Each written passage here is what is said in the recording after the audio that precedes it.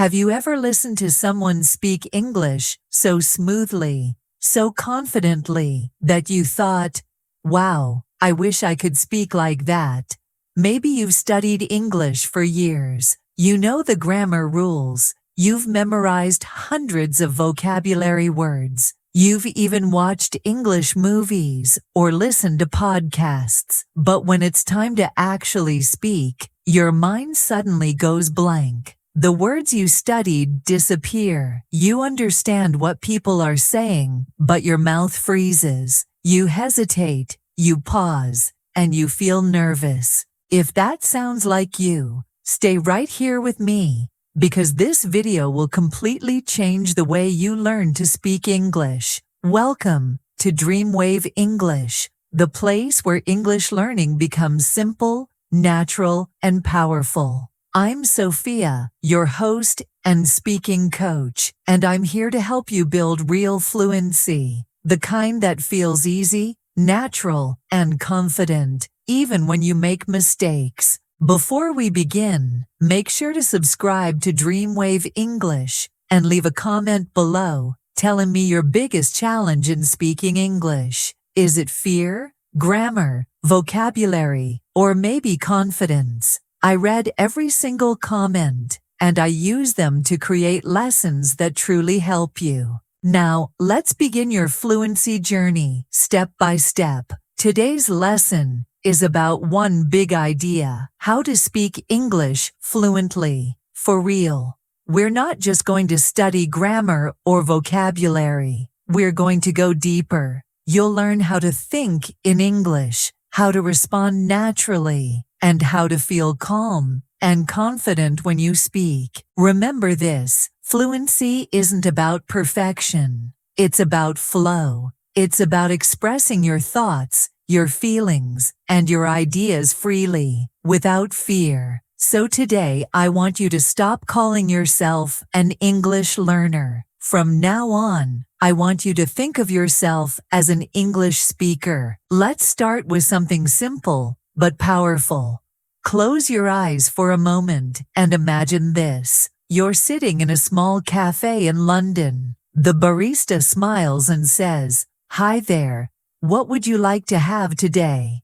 You know what you want: a cup of coffee, but the words don't come quickly. You freeze for a moment, then finally say, coffee please." It works, but you don't feel confident. Now imagine the same moment again. This time, you take a breath, smile, and say naturally, "Hi, I'd like a cup of coffee please." Can you hear the difference? It's the same meaning, but a completely different feeling. The second version sounds calm, confident, and fluent.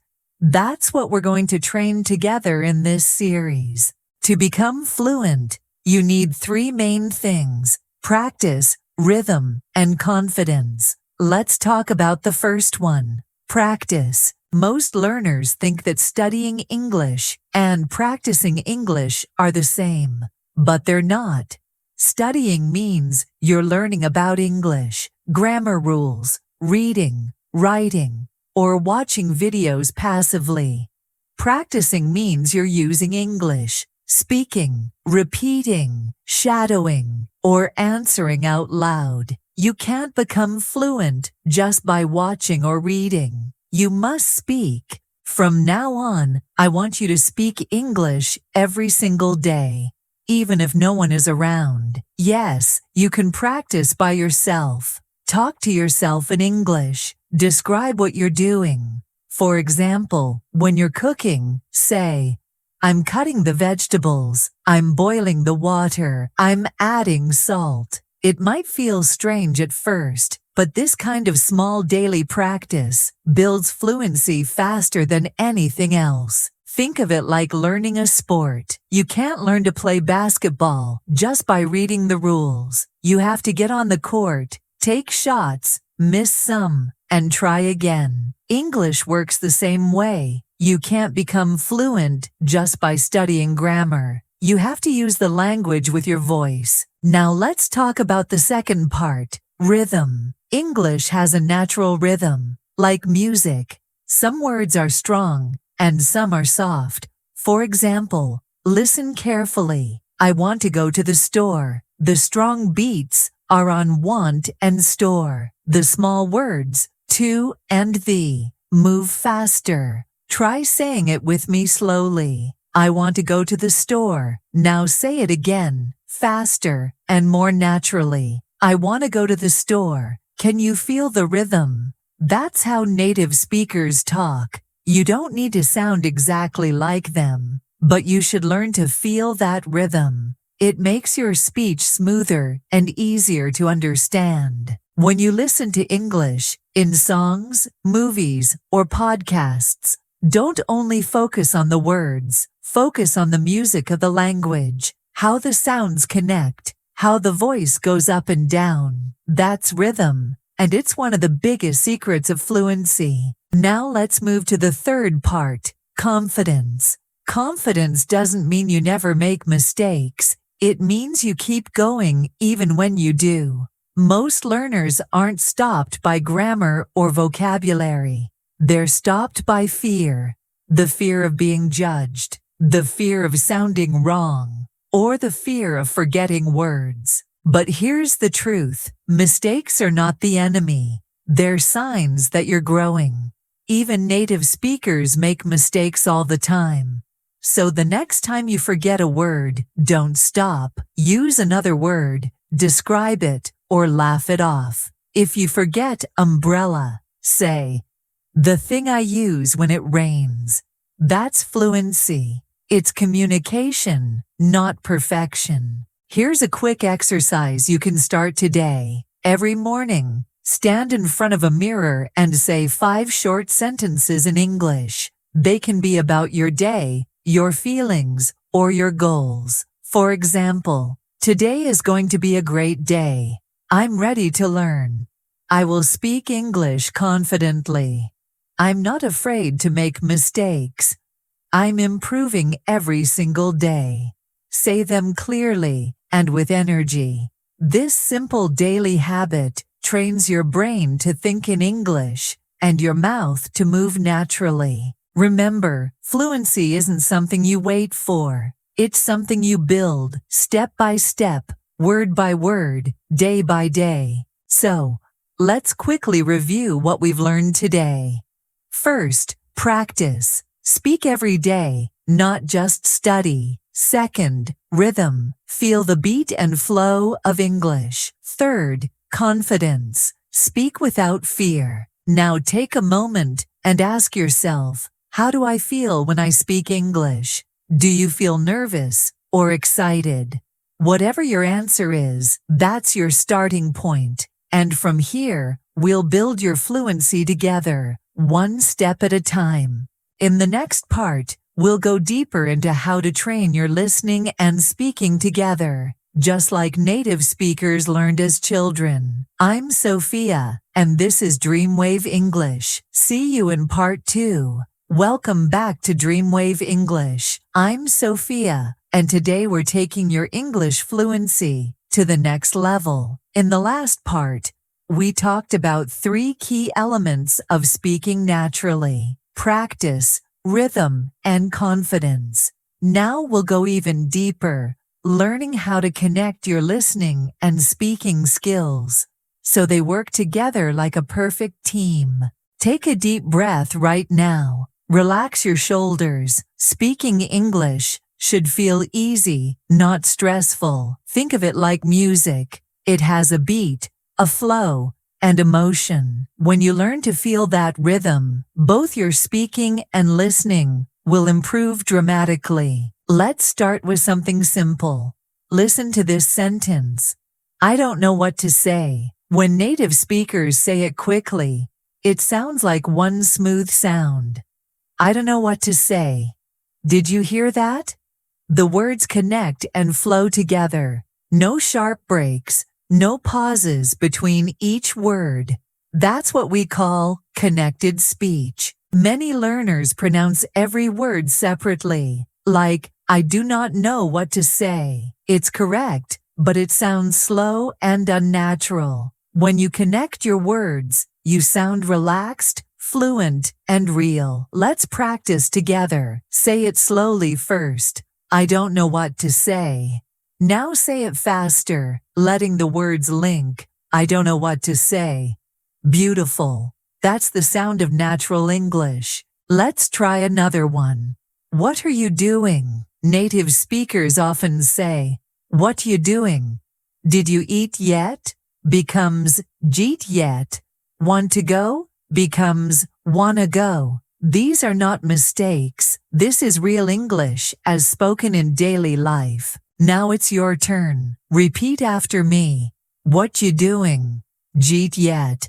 Wanna go? Good. These small connections are what make English sound fast and fluent. Here's a short listening practice. I'll say some natural sentences first, then repeat them slowly so you can hear the difference. Fast. I gotta go now. Slow. I have got to go now. Fast. Wanna grab some lunch. Slow. Do you want to grab some lunch? Fast. Let me check my phone. Slow. Let me check my phone. Did you notice how the words melt together? That's how native speakers sound smooth and natural. Now let's talk about intonation, the music of your voice. English isn't just about words, it's about emotion. When we speak, our voice goes up and down to show how we feel. Say this, I'm so happy. Now say it again with real feeling. I'm so happy. Can you hear the difference? The words didn't change. Only your tone did. That's what gives life to your speech. Let's practice a few more examples together. Repeat after me with energy and emotion. I can't believe it. That's amazing. Really, tell me more. I'm not sure about that. That's so funny.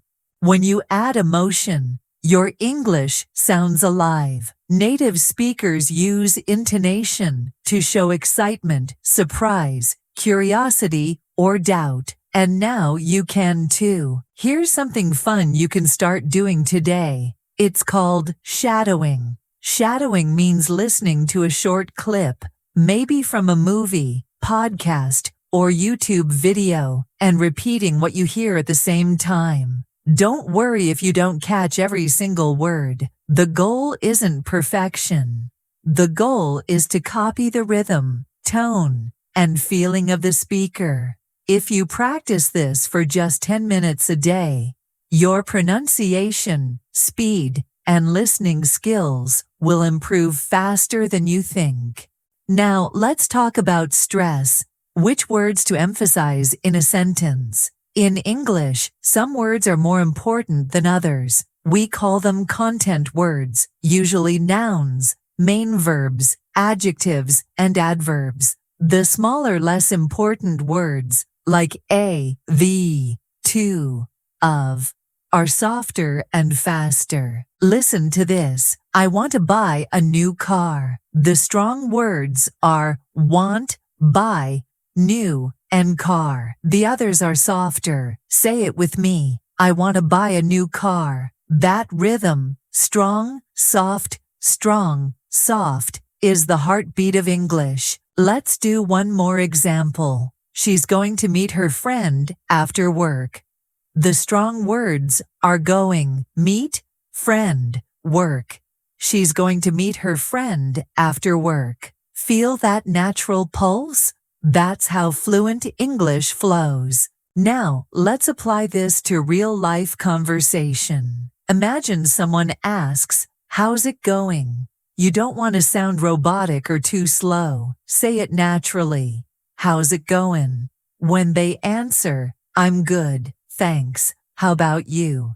You can reply, "Doing great, just a bit busy as usual." That's how everyday English sounds. Short, rhythmic, and friendly. Let's try a mini dialogue together. I'll say both parts first, then you repeat each line after me. A. Hey, how's it going? B. Pretty good. What about you? A. Not bad, just finished work. B. Same here. It's been such a long day. Now your turn. Say it slowly first, then again faster, with a natural rhythm. A. Hey, how's it going? B. Pretty good. What about you? A. Not bad, just finished work. B. Same here. It's been such a long day. Excellent. This kind of simple daily conversation is what truly builds your fluency. Let's do a quick review. In this lesson, you learned how native speakers connect words naturally, how to use stress to highlight key words in a sentence, how intonation adds emotion and personality to your speech. All three together, connection, stress, and intonation, are what make your English sound smooth, expressive, and confident. Here's your challenge for today. Pick 3 short sentences that you use often. Maybe, I'm going to work. I'm feeling tired.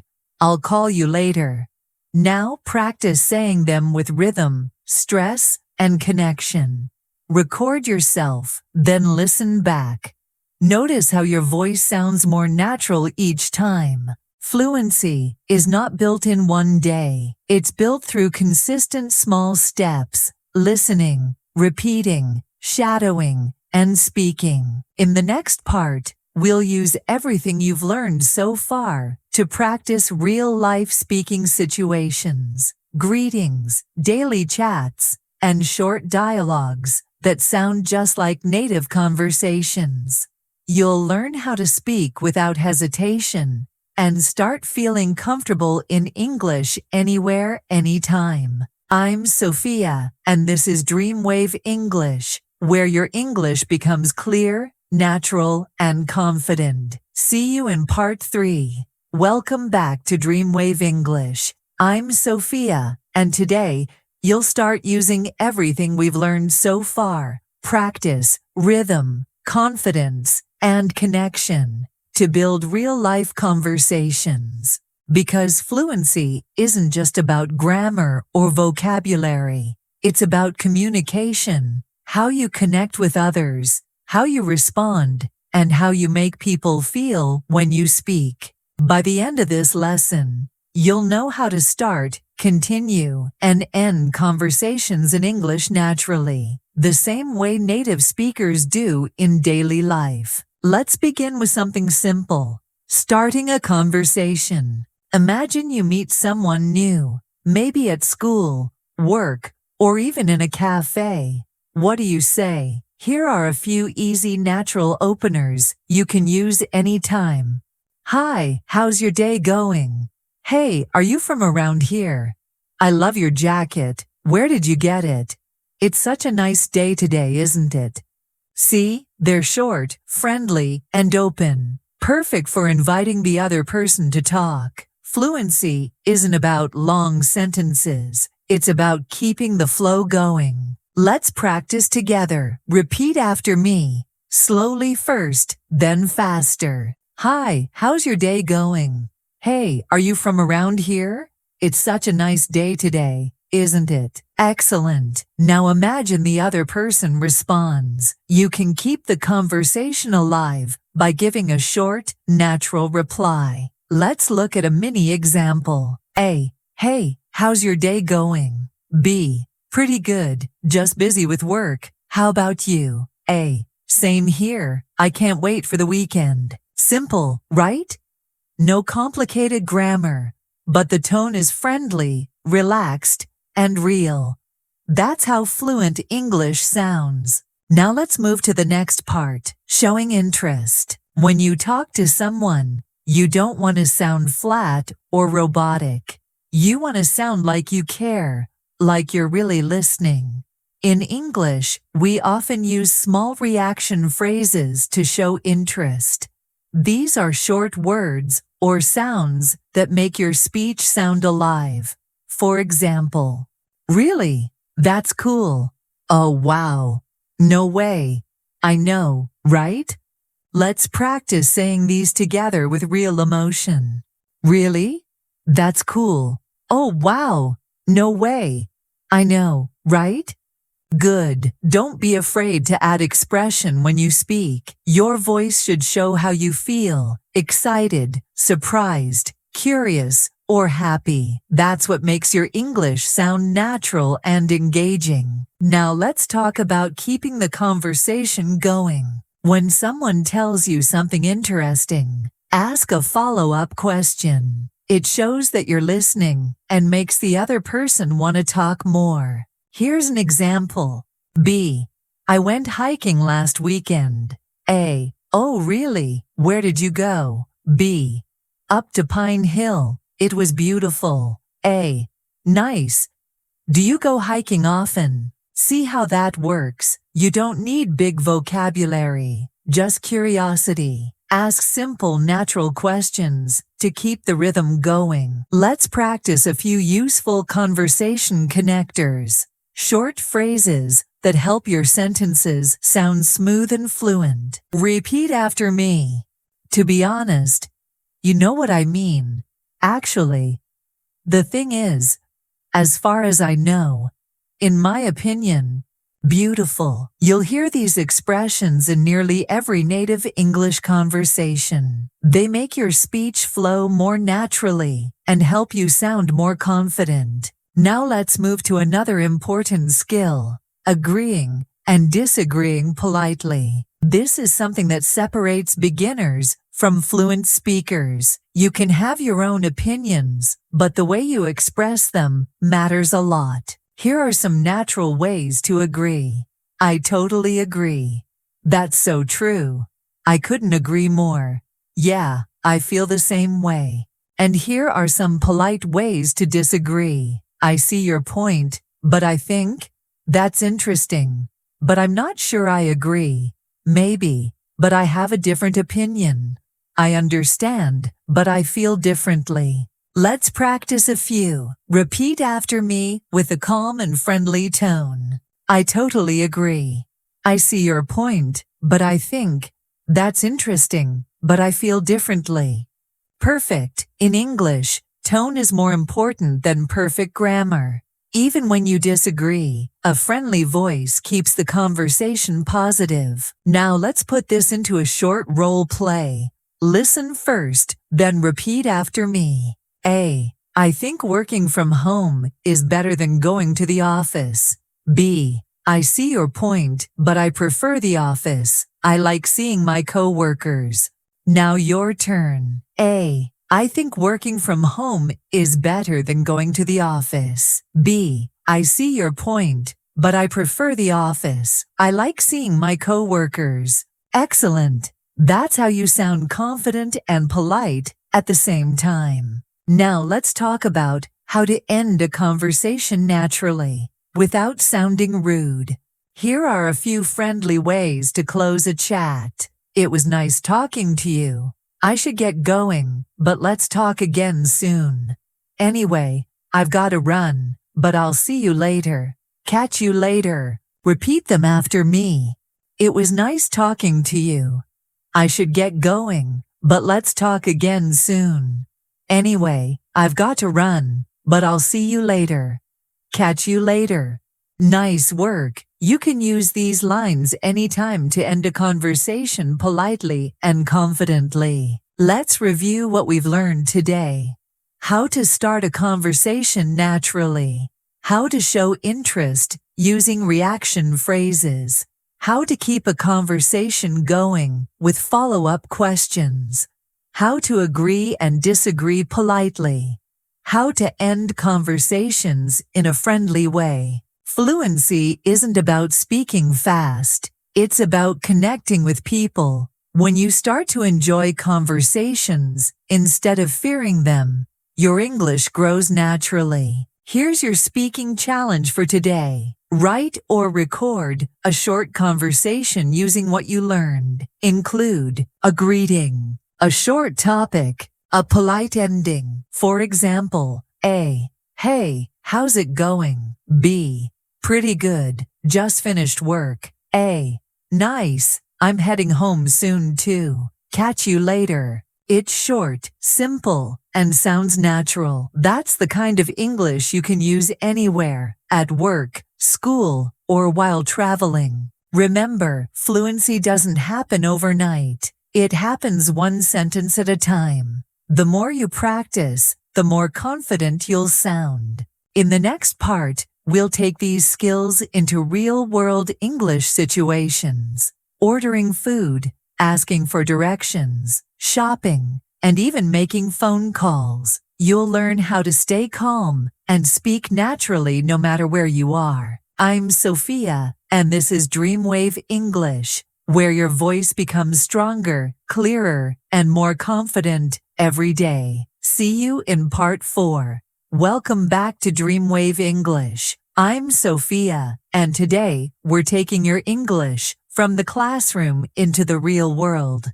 In the last part, you learned how to start and continue natural conversations. Now, it's time to use that confidence in everyday situations. When you travel, order food, go shopping, or meet new people. Because fluency doesn't live only in your textbooks. It lives in the way you speak, ask questions, and connect with others in daily life. Let's begin with something we all do. Ordering food or drinks.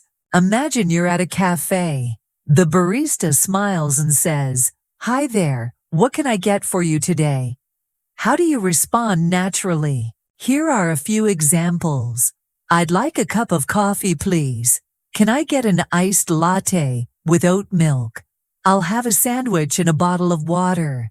That's all for now, thank you." Polite, simple, and clear. Now let's turn that into a short, real conversation. Barista, "Hi there, what can I get for you today?" You, "Hi, I'd like a cup of coffee and a blueberry muffin, please." Barista, "Sure, would you like that for here or to go?" You, "For here, please." Barista, "Great, that'll be $6. You, "Here you go, thank you." Barista, "Thanks, your order will be ready in a minute." See, you don't need complicated grammar, just short, natural sentences and a friendly tone. Let's practice a few of those together. Repeat after me. "I'd like a cup of coffee, please." "For here, please." "Thank you." Perfect. Remember, tone is everything. Sound relaxed, polite, and confident, not rushed or afraid. Now let's move on to another common situation. Asking for directions.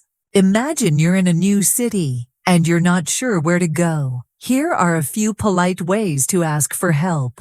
"Excuse me, could you tell me how to get to the train station?" "Hi, can you help me find the nearest pharmacy?" "Do you know where the museum is?" Let's put one into a short dialogue. You, "Excuse me, could you tell me how to get to the train station?" Local, "Sure. Go straight for 2 blocks, then turn left. It's right next to the park." You, "Okay, got it. Thank you so much." Local, "No problem. Have a great day." You, "You too." Now, repeat that question with me. "Excuse me, could you tell me how to get to the train station?" Good. That's polite, clear, and confident. Exactly how native speakers ask for help.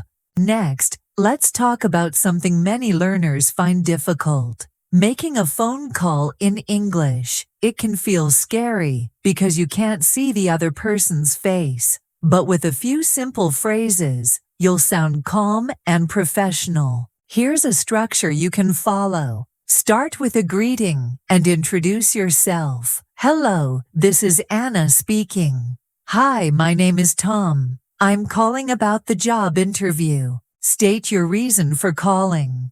"I'd like to ask about your opening hours. I'm calling to confirm my reservation. I just wanted to check if my order has been shipped." Close politely. "Thank you for your help. Have a great day.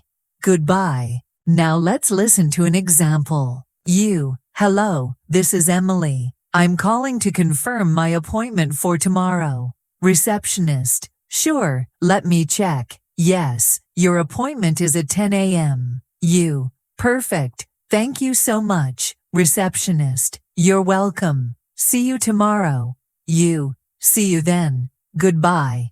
Let's shadow that main line together. Hello, this is Emily. I'm calling to confirm my appointment for tomorrow. Excellent. The key is to sound friendly and calm. Not too fast, not too slow. Now, another daily situation, shopping. When you're in a store, here are some useful phrases. Excuse me, how much is this? Do you have this in a medium size?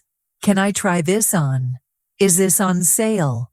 Here's a short dialogue. Shop assistant. Hi, can I help you with something? You, yes please. Do you have this jacket in a smaller size? Shop assistant. Let me check. Yes, we have one in small. You, great. Can I try it on? Shop assistant. Of course, the fitting room is over there. You, thanks so much. Now, repeat after me. Do you have this in a smaller size? Can I try it on? Thanks so much. Wonderful. You're sounding natural already. Now let's move to something more personal. Meeting new people. When you meet someone for the first time, keep it simple and friendly. Here are a few examples. Hi, I'm Sarah. Nice to meet you. Hi there, I'm from Vietnam. Where are you from? It's great to meet you. What do you do? Have you been here long? Let's hear a short dialogue. You, hi, I'm Sarah. Nice to meet you. New friend. Nice to meet you too, Sarah. I'm Jake. You, where are you from, Jake? Jake, I'm from Canada. And you? You, I'm from Thailand. Is this your first time here? Jake, yeah, it is. I love it so far. You, that's awesome. What do you do for work, Jake? Jake, I'm a graphic designer. You, that's cool. I'm studying English right now. Simple, friendly, and real. Now shadow the first line with me. Hi, I'm Sarah. Nice to meet you. Perfect. You see, natural English isn't about big words. It's about confidence, connection, and warmth. Here's your challenge for today. Choose one real situation from your life. Maybe ordering food, asking for directions, or meeting someone new. Write or record a short conversation in English. Practice it aloud several times until it feels comfortable. Then, if you like, share it in the comments. I'll read it and give you tips to make it sound even more natural. Before we finish, let's quickly review today's lesson. You learned how to order food and drinks politely, ask for directions clearly, make phone calls with confidence, shop and ask questions naturally, meet new people and introduce yourself. These are real-world English skills that help you use the language in daily life, not just in a classroom. Every time you practice one of these conversations out loud, you're training your brain to think and respond in English automatically. In the next part, we'll explore how to express emotions and feelings, happiness, sadness, excitement, and surprise, just like native speakers do.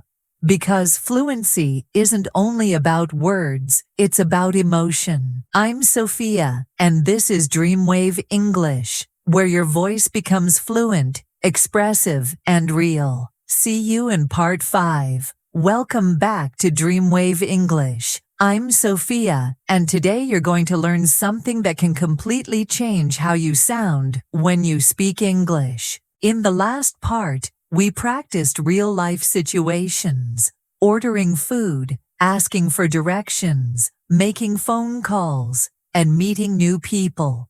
You learned how to speak clearly and confidently in daily life. Now it's time to go one step further, to express emotion in English, because fluency is not only about words or grammar. It's about expressing who you are, your heart, your feelings, your energy. When you can share emotions naturally, you don't just speak English, you connect with people. So, today, we'll practice how to express common emotions, happiness, sadness, frustration, surprise, and excitement in a natural and fluent way. Let's start with something positive, happiness. When something good happens, you might say, "I'm happy." That's fine. But in real conversation, there are many more ways to express joy. Here are a few. "I'm so excited. I feel amazing today. That's wonderful news. I couldn't be happier. I'm over the moon." Let's practice together. Repeat after me. I'm over the moon. Great. It means I'm extremely happy. Now let's hear a short dialogue. A. Guess what? I got the job. B. Really? That's amazing. I'm so happy for you. A. Thank you. I'm over the moon right now. B. You totally deserve it. Can you hear the emotion? That's how real English sounds. Warm, expressive, full of feeling. Now, let's move to a quieter emotion. Sadness. Sometimes we feel down, disappointed, or tired, and that's okay. In English, you can express those feelings naturally without sounding dramatic. Instead of just saying, "I'm sad," you can say, "I feel down today. I'm a bit upset. I'm heartbroken. I'm disappointed.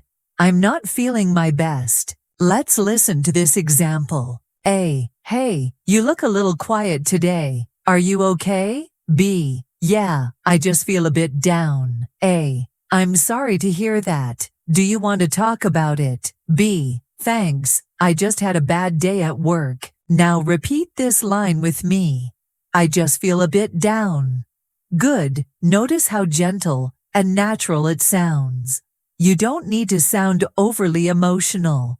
Just express it softly and clearly. Now let's talk about anger or frustration, feelings we all experience. In English, it's important to express anger politely, especially in professional or social situations. Here are some natural phrases. I'm really upset about this. I'm not happy with how things turned out. This is really frustrating. I'm disappointed by what happened. I wish this had gone differently. Let's hear a short example. A. They canceled the meeting again. B. Really? That's so frustrating. A. Yeah, I prepared everything for today. B. I'd be upset too. Hopefully they reschedule soon. Now, repeat after me. That's so frustrating. Perfect. It's calm, but it clearly shows how you feel. That's emotional fluency, expressing feelings without losing control. Next, let's move to surprise, one of the most expressive emotions in English. When something unexpected happens, native speakers use short, powerful reactions like, "Wow, really? You're kidding. No way.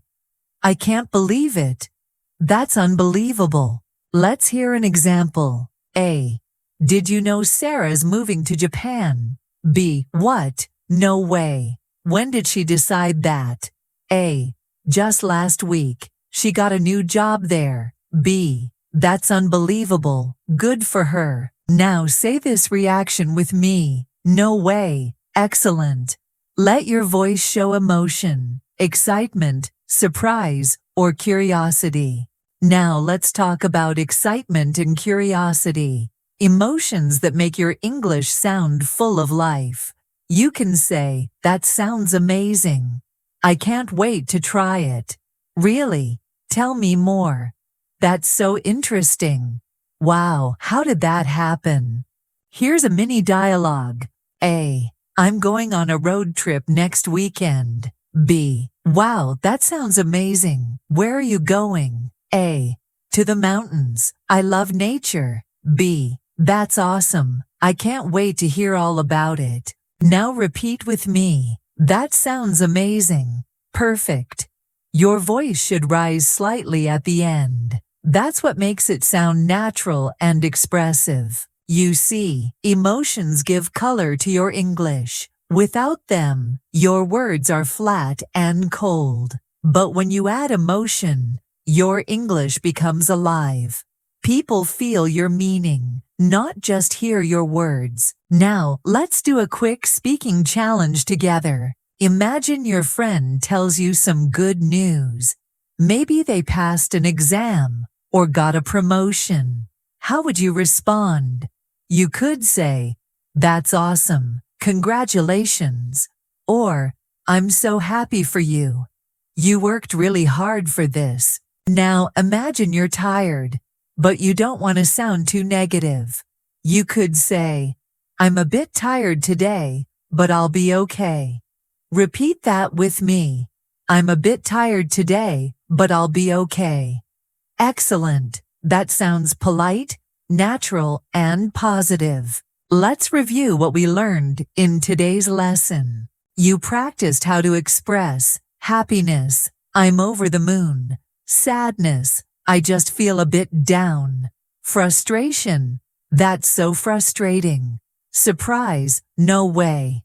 Excitement and curiosity, "That sounds amazing." When you express emotions in English, you become more human, more relatable, and more confident. Fluency isn't just about vocabulary or grammar. It's about emotion, tone, and energy. It's about feeling what you say. So here's your challenge for today. Record yourself expressing 5 emotions in English: happiness, sadness, anger, surprise, and excitement. Use any of the sentences from today's lesson. Then listen back. Does your voice match your emotion? If not, try again. Louder, softer, or with more energy. That's how you train emotional fluency. In the next part, we'll go even deeper.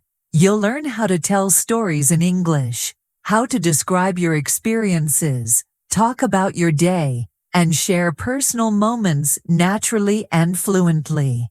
Because storytelling is one of the most powerful ways to sound like a true English speaker. I'm Sophia, and this is DreamWave English, where you don't just learn English, you live it. See you in part 6.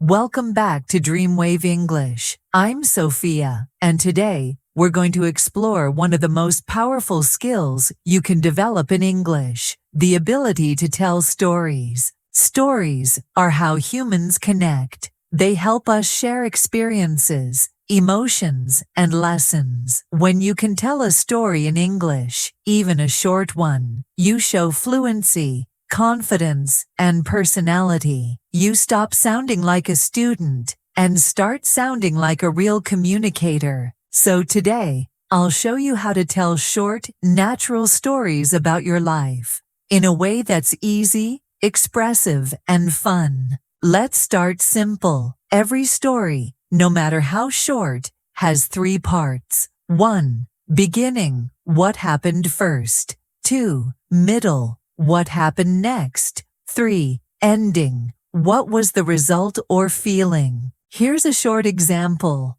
Last weekend, I went hiking with my friends. The weather was beautiful, and we climbed to the top of a mountain. It was a little hard, but the view was amazing. At the end, we had lunch together and took lots of pictures. It was such a great day. That's a complete story. Simple, clear, and real. Now let's break it down step by step. Step 1. The beginning. Start by giving a short background. When did it happen? Who was there? Where were you? You can use phrases like last weekend, a few days ago, when I was in high school, once, when I was traveling, one time, something funny happened. For example, last weekend, I went to the beach with my family. That's your beginning. It sets the scene and tells your listener what to expect. Step 2. The middle. This is where the action happens. What you did, what you saw, or what surprised you. Use simple past tense verbs like went, saw, met, ate, forgot, lost, found, enjoyed. Here's an example. We arrived in the morning and went swimming. The water was so clear and the sun felt amazing. Then we built a sandcastle, and it turned out huge. Notice how it feels alive. Short sentences, simple words, but full of feeling. You can also use connectors to make your story flow smoothly. Then, after that, later, suddenly, finally, at the end. Example, we took the bus to the city. Then we went shopping. After that, we had lunch in a small cafe. Finally, we went home around 6. These words help your listener follow your story easily. Step 3. The ending. End your story with how you felt or what you learned. That gives your story meaning and emotion. You can say, "It was such a great day. I was so tired, but really happy. I learned something important. I'll never forget that day." For example, at the end of the day, I was exhausted, but proud of myself. It was one of the best days I've had in a long time. That's how you close a story naturally. Now let's put it all together. Listen carefully to this full short story. Then repeat after me section by section. Last month, I went camping with my friends. It was our first time camping, so we were really excited. We arrived in the evening and started setting up our tents. Then, suddenly, it started raining. We all got wet and had to run for cover. But later, the rain stopped, and we made a fire. We cooked noodles, told funny stories, and laughed for hours. At the end of the night, we sat quietly and looked at the stars. It was cold, but it felt peaceful. I'll never forget that night. Now let's repeat key lines together. Last month, I went camping with my friends. Then, suddenly, it started raining. We cooked noodles, told funny stories, and laughed for hours. I'll never forget that night. Excellent. That's storytelling. Simple, emotional, and real. How to make your stories more interesting. Now let's add a few techniques to make your stories even better. Add emotions. Don't just say what happened, say how you felt. Example, I was so surprised. I felt nervous. I couldn't stop laughing. Use details. Add small but interesting information. Instead of, I went to a restaurant, say, I went to a small Italian restaurant downtown. Use your voice. Change your tone to show excitement, fear, or surprise. That makes your story come alive when you speak. Let's hear a short, emotional version. Last year, I lost my phone while traveling in another country. At first, I was so scared because all my pictures and contacts were in it. I searched everywhere, the cafe, the street, even the bus stop. Finally, a kind stranger found it and gave it back to me. I was so relieved, I almost cried. That moment reminded me that there are still good people in the world. Now that's a story that connects with emotion. Storytelling practice. Let's practice together. I'll give you a few story prompts. You can fill in your own details later when you practice speaking. One time I got lost in my city. When I was a child, I used to. Last weekend, I tried something new. A funny thing happened to me recently. A day I'll never forget was when.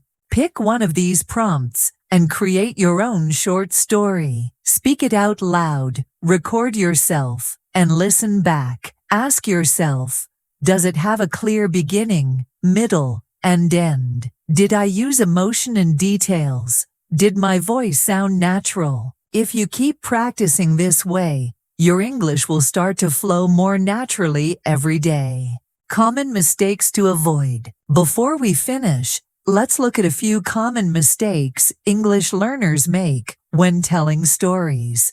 Speaking too fast. When you rush, your listener can't follow. Speak slowly and clearly. Give your words space. Using only basic words. Try to expand your vocabulary. For example, instead of good, you can say wonderful, amazing, or fantastic. Forgetting emotions. Stories are not lists of facts. They're about feelings, excitement, fear, joy, surprise. Quick review. Today you learned the 3 parts of a story: beginning, middle, and end. How to use connectors to make your story flow.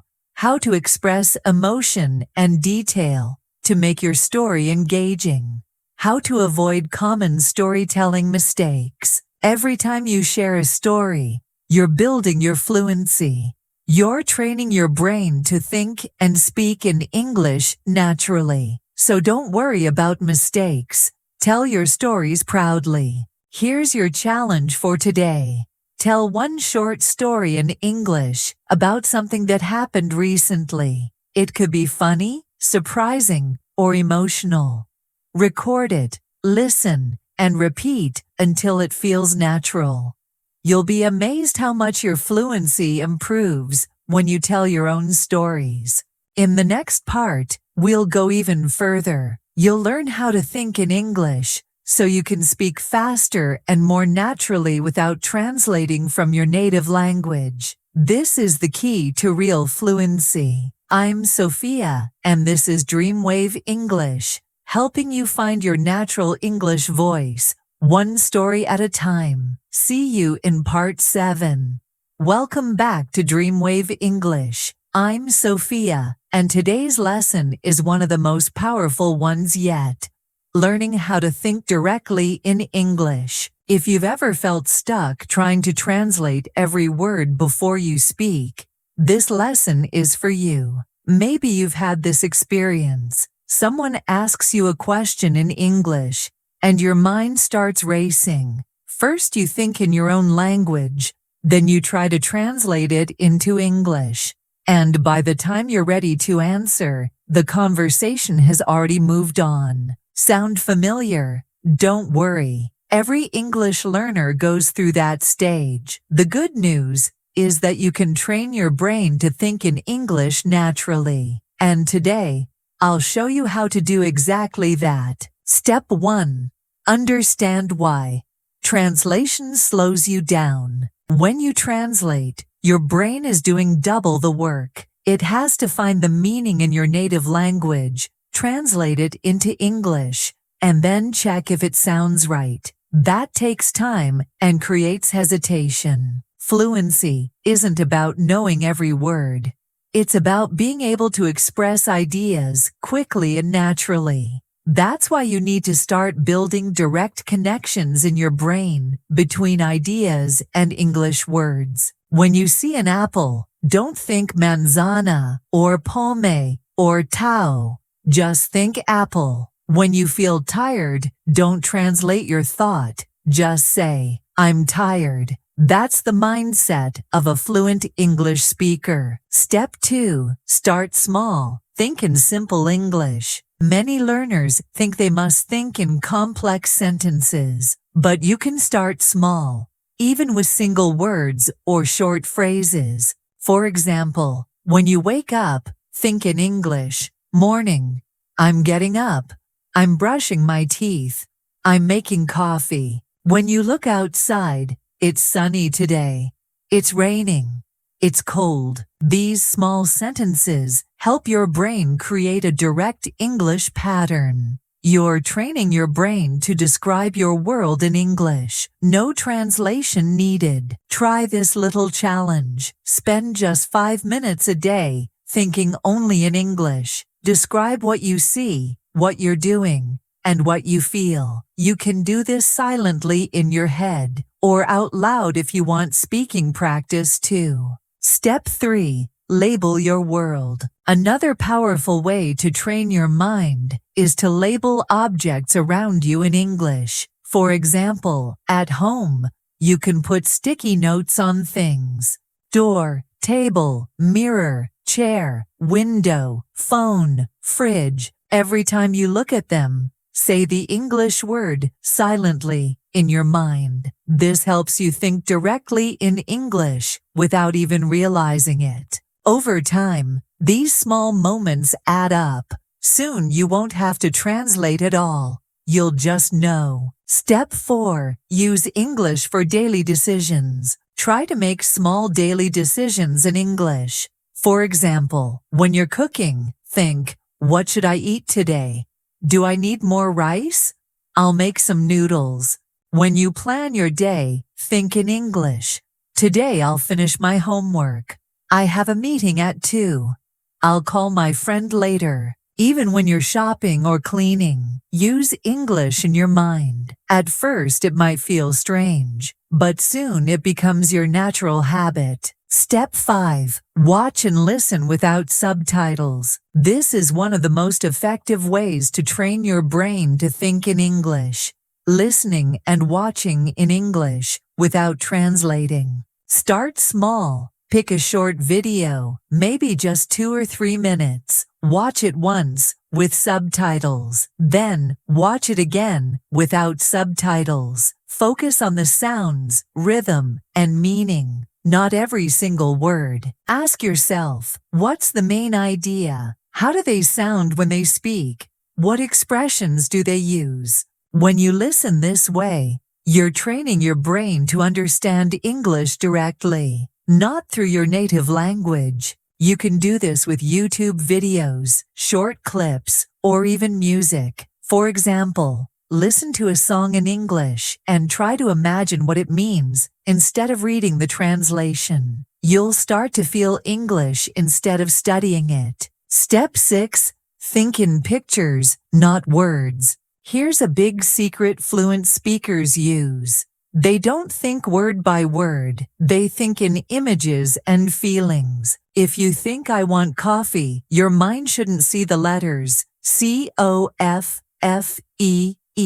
It should see a picture, a cup of warm coffee. If you think I'm tired, imagine how that feels. Your body, your energy. This is how native speakers think. They connect English words to experiences, not to translations. And that's how you can train your fluency faster. Try this. Close your eyes for a few seconds. Imagine you're walking on a beach. Feel the sand, hear the waves. Now describe it in English. Simply, the sand is soft, the water is cool, I feel calm. That's thinking in English, using your senses and emotions, not your native language. Step 7. Practice inner conversations. You can also practice inner dialogue.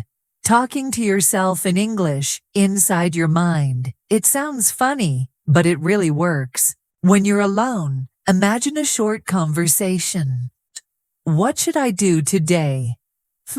Maybe I'll go for a walk. Good idea. It's such a nice day.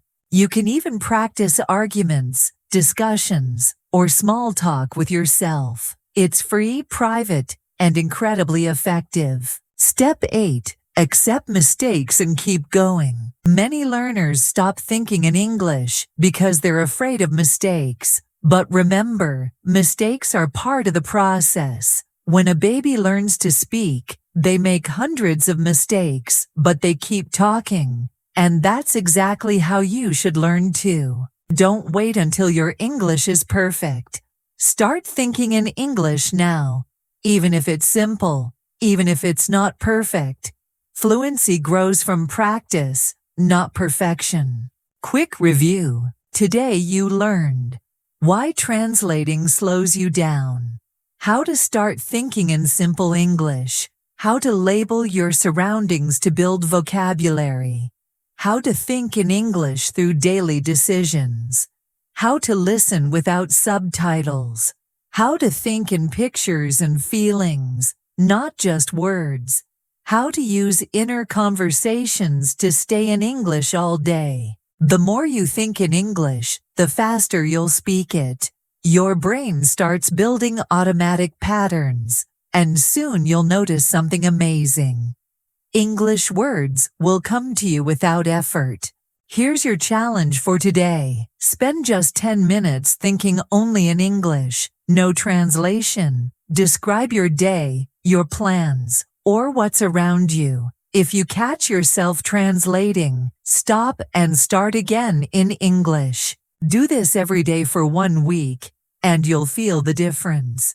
Your mind will begin to shift from learning English to living English. In the next part, we'll take this idea further. You'll learn how to expand your vocabulary naturally, not by memorizing long lists, but by using words in real-life situations that stick in your mind. This is how fluent speakers grow their English every day. I'm Sophia, and this is DreamWave English, helping you think, speak, and live confidently in English. See you in Part 8. Welcome back to DreamWave English. I'm Sophia, and today we're going to unlock one of the biggest secrets to fluency: how to expand your vocabulary naturally, so you can understand and use more English words easily in conversation. A lot of learners believe vocabulary means memorizing endless lists of words. You write them in a notebook, read them again and again, but somehow they don't stay in your head. The next time you need them, they disappear.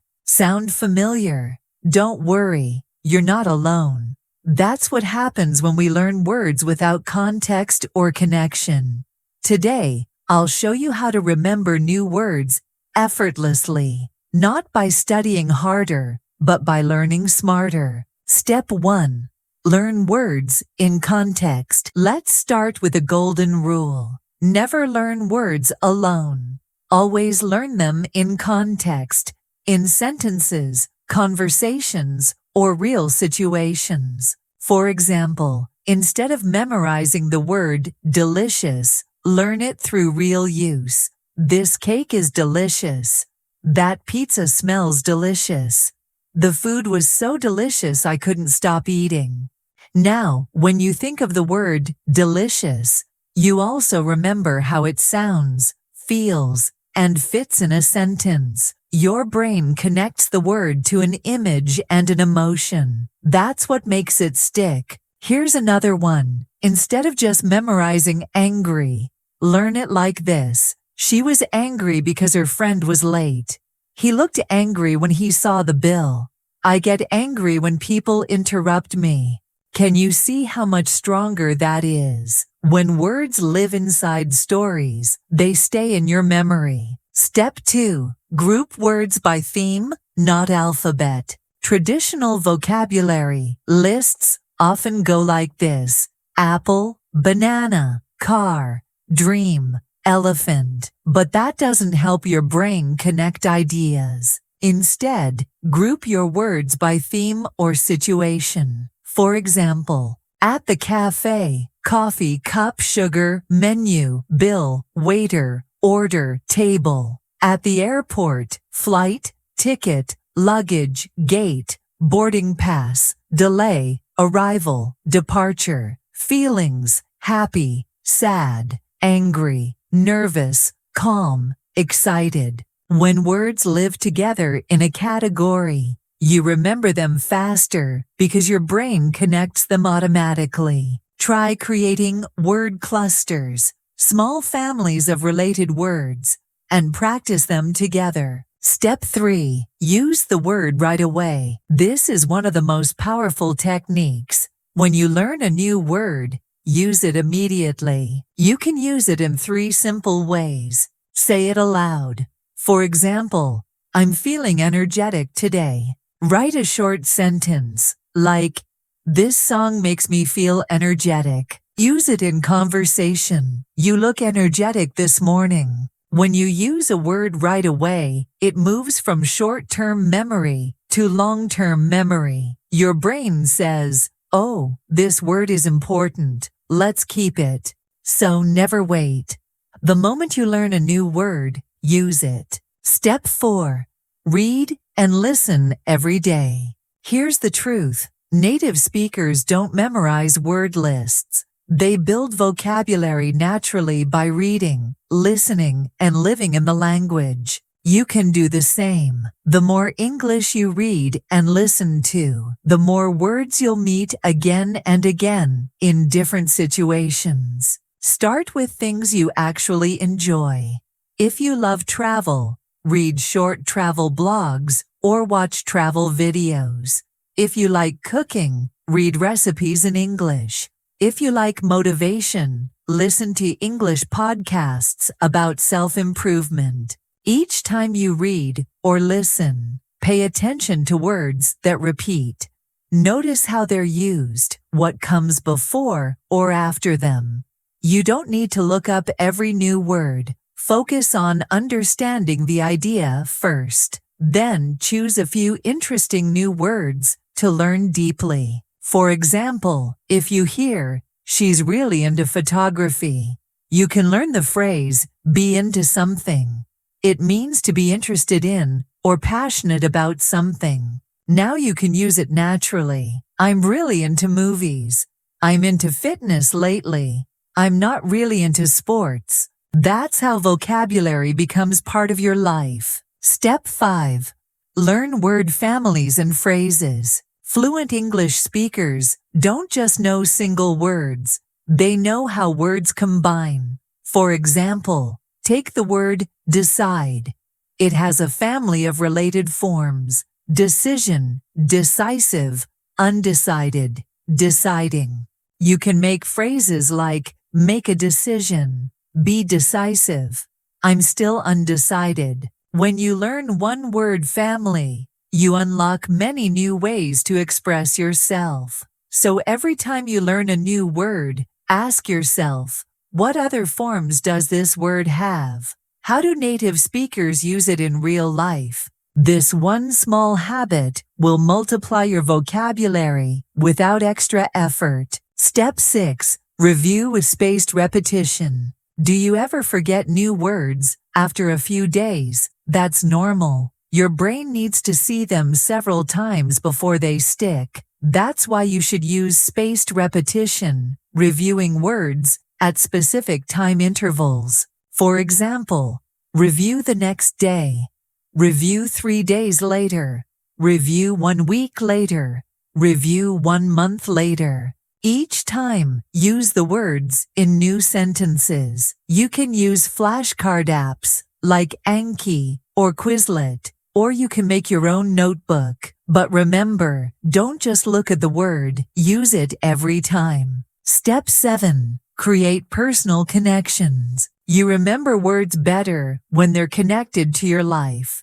For example, if you learn the word beach, think of a real beach you've been to. If you learn interview, think of your first job interview. When words have meaning in your personal story, they stay in your memory forever. Here's a quick example. Let's say you learn the word challenge. Instead of just writing the meaning, think of a moment when you faced a challenge. Say it out loud.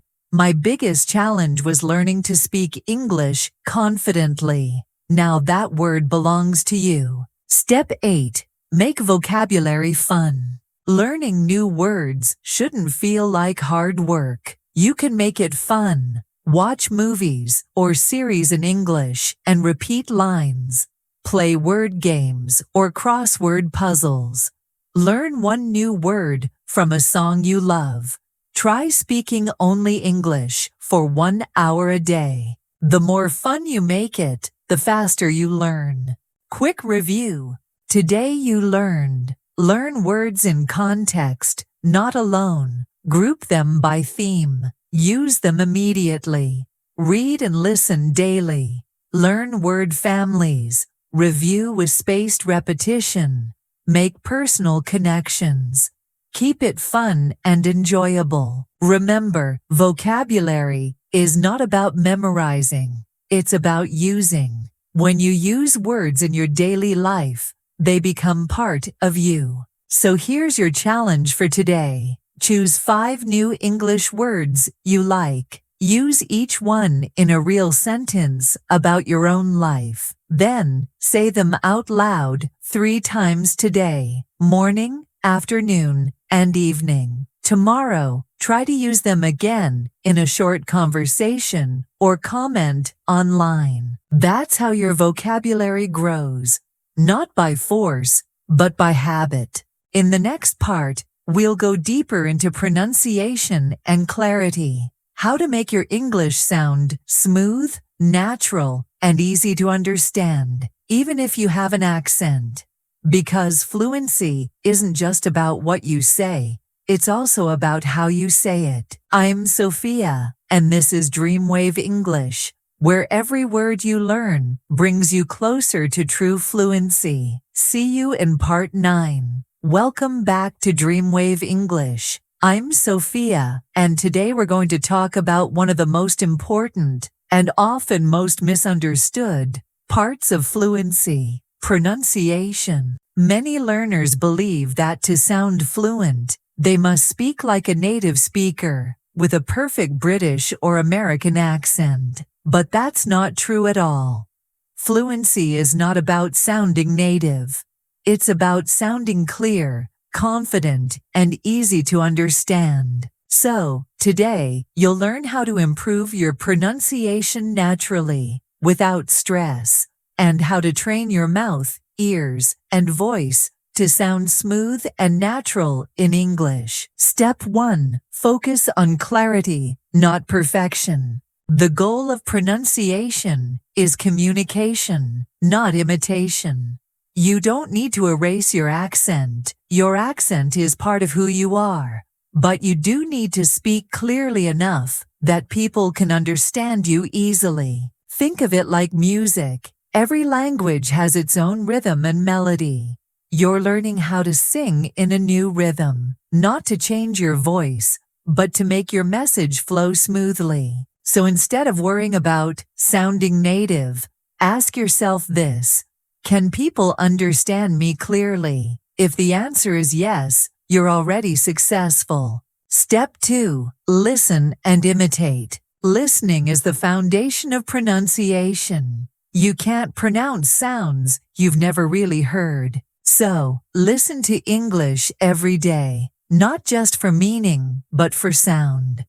Pay attention to how native speakers connect words, how their pitch rises and falls, where they pause and stress certain words. You can use short clips from YouTube, movies, or podcasts. Choose one line you like and repeat it several times until it feels natural. For example, take this line: "Hey, what are you up to?" Native speakers often say it like this: "Hey, what are you up to?" Notice how the words connect and blend. Now say it with me. Hey, what are you up to? Hey, what are you up to? Perfect. That's the power of imitation. This technique is called shadowing, repeating what you hear in real time. Even 5 minutes a day will make a big difference. Step 3. Practice word stress. English is a stress-timed language, which means some words are longer and stronger than others. The rhythm of your voice depends on which words you emphasize. Listen to this example. I want to go to the park. The strong beats are on want and park. The small words too, and the move faster. Now say it with me slowly. I want to go to the park. Now faster, more naturally. I want to go to the park. Beautiful. That's how rhythm and stress make your speech sound natural. You can also practice by tapping your fingers or clapping your hands along with the strong beats. It trains your ear and your body to feel English rhythm. Step 4. Pay attention to common sound patterns. Some English sounds might not exist in your native language, and that's okay. Let's practice a few that many learners find tricky. The th sound, like in think and this. For think, put your tongue lightly between your teeth and blow air. Think. For this, do the same, but with your voice. His. The R sound, in really or right. Curl your tongue slightly and pull it back, not forward. Try R right, R really, R run. The L sound, in love or light. Touch the top of your mouth, just behind your teeth. Say, a love, a light, a look. Practice these slowly at first. Don't worry about speed. Focus on control and clarity. Step 5. Use mouth and face muscles. English uses different mouth movements than many other languages. If your muscles aren't used to them, speaking can feel stiff or unnatural. You can warm up your mouth like singers do. Try saying wow, woo, way, we, pa, ba, fa, va, red lorry, yellow lorry. It's a fun tongue twister. These little exercises make your mouth more flexible and ready to speak smoothly. Step 6. Record yourself. One of the best ways to improve pronunciation is to listen to yourself. It might feel strange at first, but it's very effective. Choose a short sentence or paragraph. Record yourself reading it. Then listen carefully. Compare it with how native speakers say it. Ask yourself, is my voice clear? Am I stressing the right words? Do I sound too flat or robotic? Then record it again with small improvements. This is how you train your ear and voice to work together. Step 7. Practice intonation and emotion. Intonation is the music of English. It's how your voice rises and falls to show meaning and emotion. For example, if you say, "You're going," with a rising tone, it sounds like a question. If you say, "You're going," with a falling tone, it's a statement. Try saying these sentences with different emotions. I can't believe it. Excited. I can't believe it. Disappointed. I can't believe it. Surprised. Your tone can completely change the meaning, and that's what makes English expressive and alive. Step 8. Be patient and consistent. Pronunciation is like learning a musical instrument. It takes time and regular practice. Even native speakers practice their voice. Actors, singers, speakers all do it. You don't have to practice for hours. 10 minutes a day of focused pronunciation work can transform how you sound in just a few weeks. Focus on clarity, rhythm, and confidence, not on being perfect. Quick review. Today, you learned how to focus on clarity, not perfection.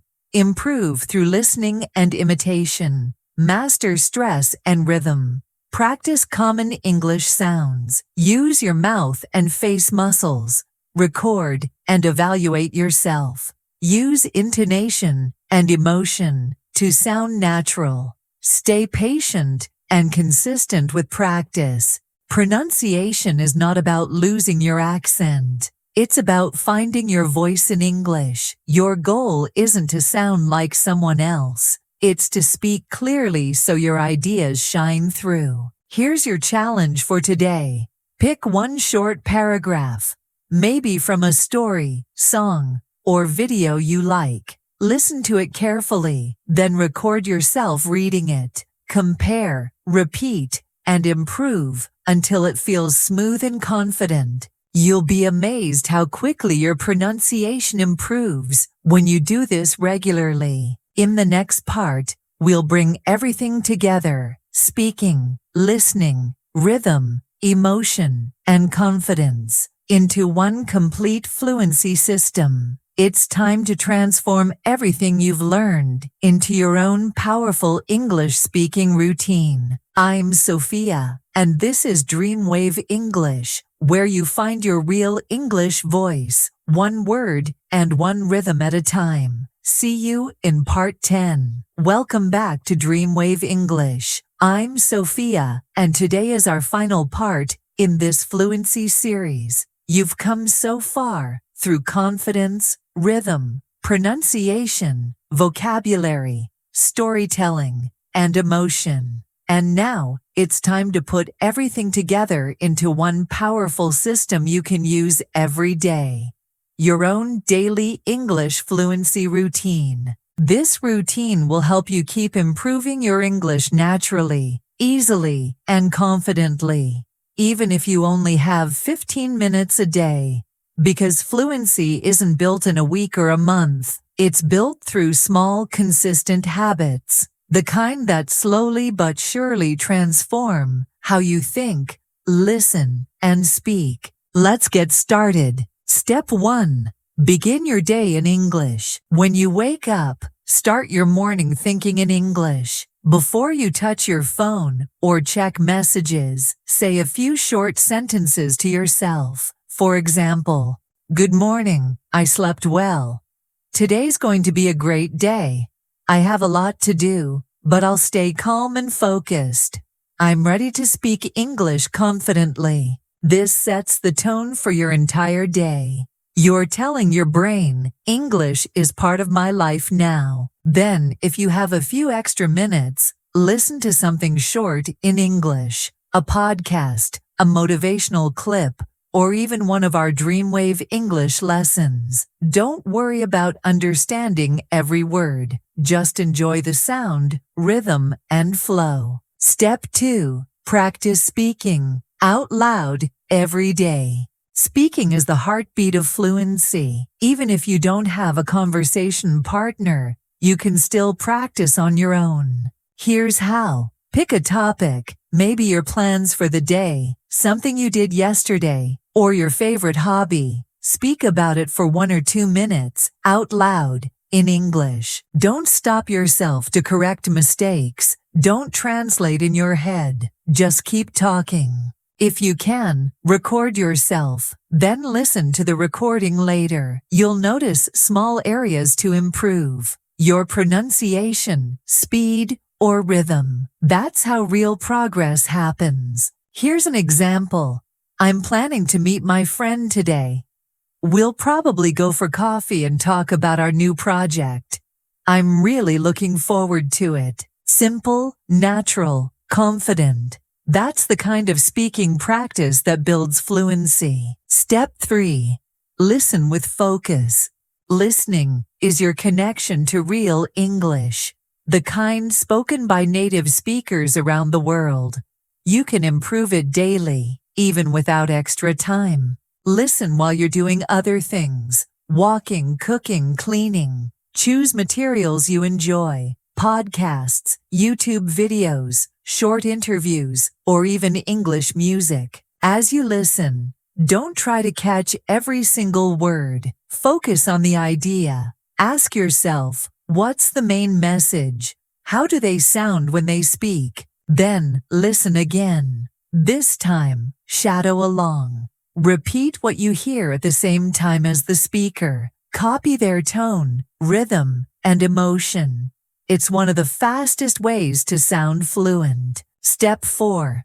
Learn a few new words, but use them right away. Each day, choose 3 to 5 new words or expressions from something you read or hear. Write them down, but don't stop there. Make your own examples immediately. For instance, if you learn the word motivated, say, "I feel motivated to learn English today." Or, if you learn challenge, say, "My biggest challenge is speaking quickly." Then, try to use these new words in your speaking or writing that day. Words only become yours when you use them. Step 5. Review and reflect. At the end of your day, take 5 minutes to review what you did in English. Ask yourself, what did I learn today? What was easy? What do I want to improve tomorrow? You can even keep a small English journal. Write 2 or 3 sentences every night. For example, today, I watched an English video about pronunciation. I learned how to stress the right words. I still need to practice my teach sound. Writing your thoughts in English helps you organize your language and reflect on your progress. Even short notes every day make a big difference. Step 6. Stay motivated, even when it's hard. Let's be honest, there will be days when you don't feel like studying, days when English feels difficult, and that's okay. Fluency is a journey, not a race. What matters most is consistency, not perfection. Even 5 minutes of English a day keeps your progress alive. Every word, every sentence, every effort counts. When you feel tired, remind yourself why you started. Maybe it's for your career, travel, or personal growth.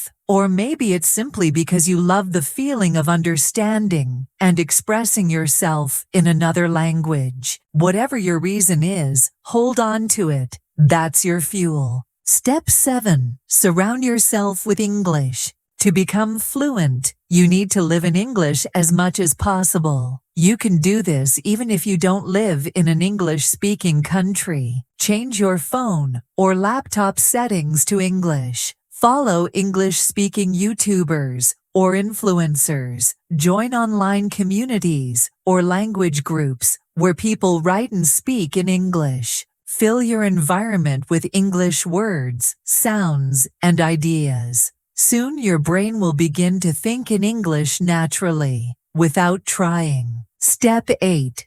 Celebrate your progress. So many learners forget to do this, but celebrating progress is part of learning. Maybe last month you couldn't hold a 5-minute conversation, and now you can. Maybe you can understand your favorite songs better. Maybe someone told you, "Wow, your English sounds great." Those are big wins. Stop for a moment and appreciate how far you've come. Fluency isn't one big step, it's 1,000 small ones. And every time you show up and practice, you're taking another step forward. Step 9. Create your personal English routine. Now that you've learned everything, here's how you can organize your 15-minute daily fluency plan. Morning, 5 minutes. Think or speak your plans in English. Listen to something short in English while getting ready. Afternoon, 5 minutes. Practice shadowing one short clip or podcast. Focus on rhythm and pronunciation. Evening, 5 minutes. Write 2 to 3 sentences in your English journal. Review 1 or 2 new words from your day. That's it, just 15 minutes a day. But if you do it consistently for 30 days, you'll see an amazing change. You'll start to think faster, speak smoother, and feel more confident than ever before. Step 10. Believe in yourself. At the end of this series, I want you to remember one thing. You are capable of becoming fluent in English. You don't need to be perfect. You just need to keep showing up, keep practicing, keep believing. Your journey is unique, and your progress is real. Every mistake you make is proof that you're learning. Every word you speak brings you closer to the confidence you dream of. So, keep speaking, keep listening, keep learning, because you are no longer just an English learner. You are an English speaker. Final thoughts. Let's quickly review your fluency roadmap from this entire series. Practice, rhythm, and confidence. Connect listening and speaking. Start real conversations. Use English in everyday life. Express emotions naturally. Tell stories that connect. Think directly in English. Grow your vocabulary naturally. Speak clearly with good pronunciation. Build your daily fluency routine. You now have all the tools you need. The rest is practice, patience, and persistence. I'm Sophia, and this is DreamWave English, where you don't just study English, you live it. Thank you for learning with me through this entire journey. Keep shining, keep growing, and keep dreaming in English. See you soon. And remember, every word you speak brings you one step closer to your dream.